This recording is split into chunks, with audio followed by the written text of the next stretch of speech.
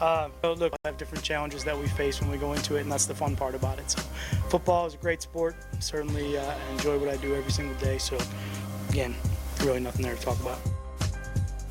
All right, that's the character known as Dismissive Patricia.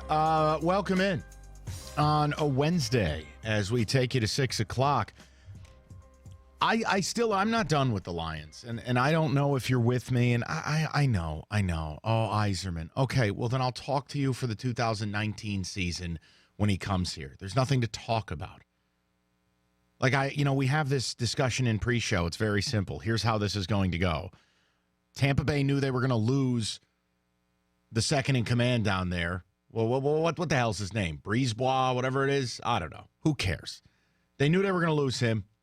They knew Yzerman had a hankering to come home. All right, cool. Here's what we're going to do. Kick yourself upstairs. Stay on. Teach this guy.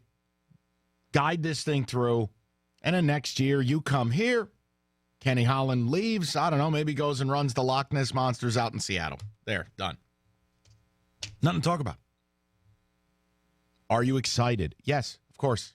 It'd be fantastic. But it's something that's a year away. So I don't really care. So I'm not done with the Lions. That's where my focus is.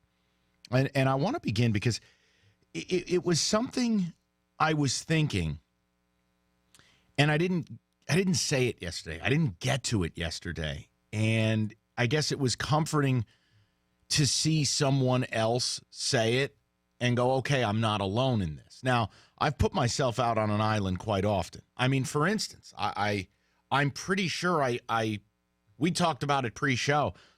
The Free Press, for the first time in their history, probably had to write the word butthole in a headline. Hey, that's us.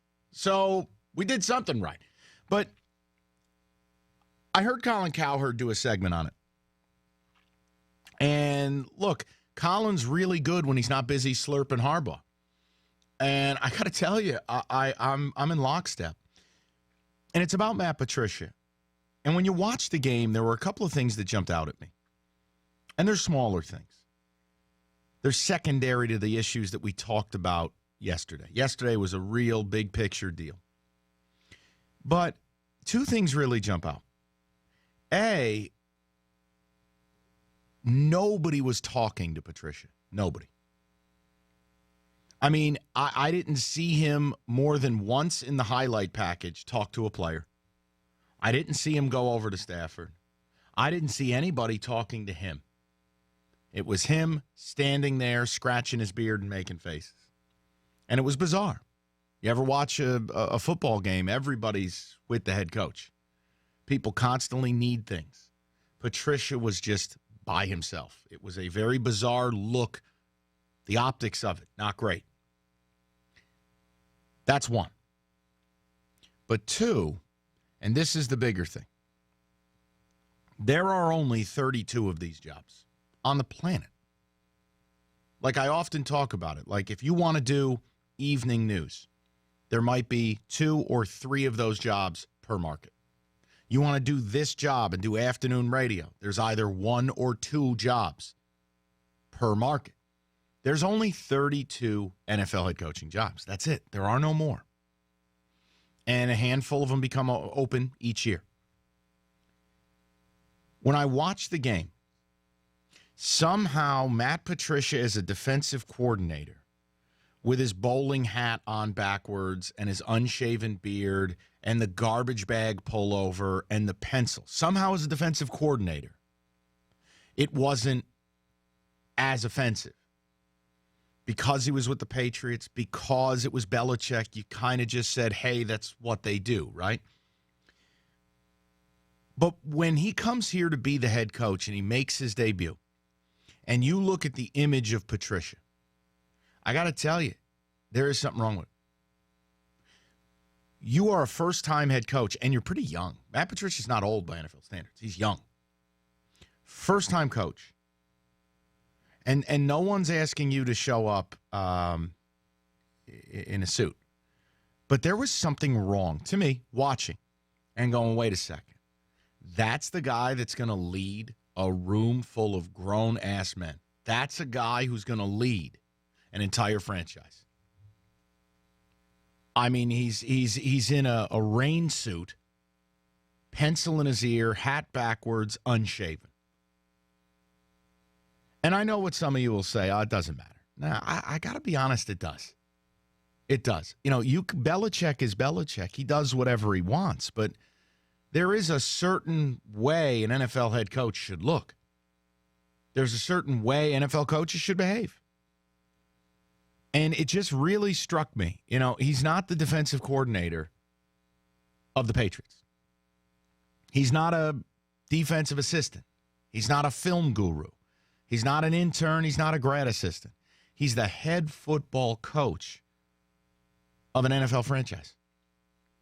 And maybe the score of the game really got me off on the wrong foot. But I looked at that and I became angry as the game went along. And this isn't Mike Ditka with the hat backwards and Stafford thing. It's not.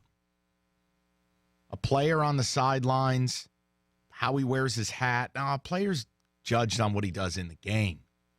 But with a coach, there's a certain protocol. And Coward touched on it. Like if you're going for an internship, do you show up with your hat on backwards? Unshaven? Pencil in your ear? In a garbage bag? No. I mean, look, today's NFL head coach, generally speaking, you're wearing a nice golf shirt or something that Nike provided you and a form of golf pant or you're looking the part. You look the part. There's no one else I can compare Patricia to. And I'm telling you, it just strikes you as low rent. It really does. And I'm telling you, we're talking about a guy who's fighting for the respect of a room, right?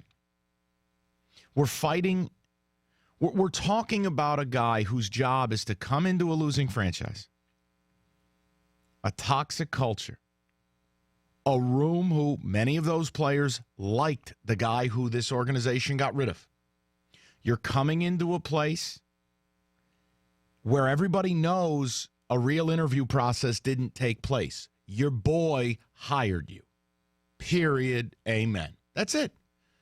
It was assumed it was either McDaniels or you the day that Quinn was hired.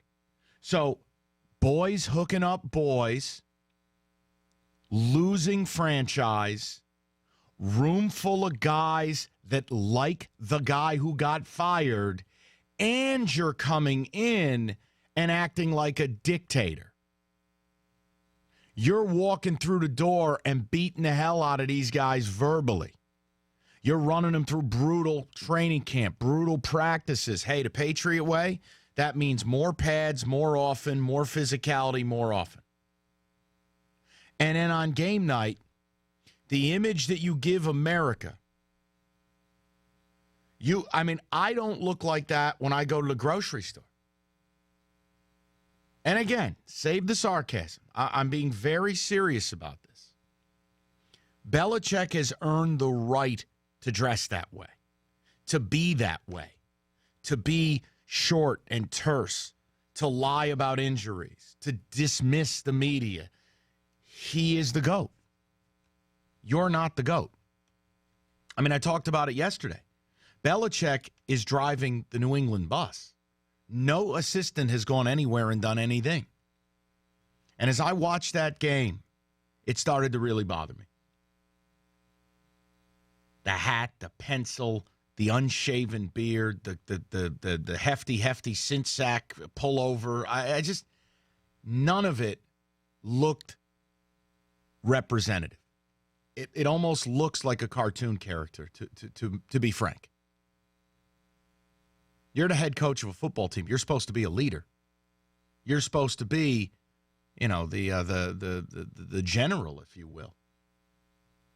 I do think there's a certain element of that.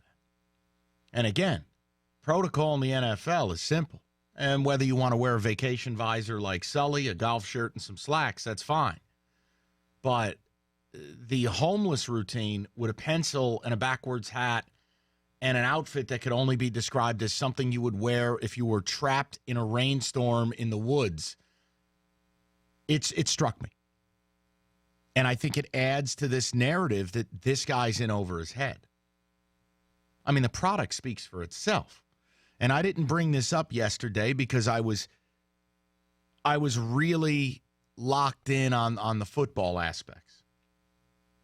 Now, if Patricia came in here as Bill Parcells with Super Bowls, having built teams, different discussion. You are a first-time head coach. You are a young head coach. And the first impression you offered the world, remember, nobody knows who you are. Only geeks like us know who Matt Patricia is and what he looks like and what his bit is.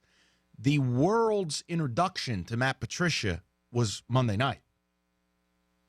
And it's like the old children's song, one of these things is not like the other. You go, wait a minute, that's the guy coaching the Lions? The hell's wrong with this guy? The homeless beard? The backwards hat? Is that dude wearing a pencil? Is his outfit a poncho? Like, that is what you offered the world.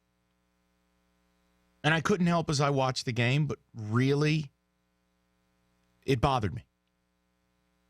And I just think if you're going to command respect, look, you dress for the job, not the job you have. You dress for the job you want.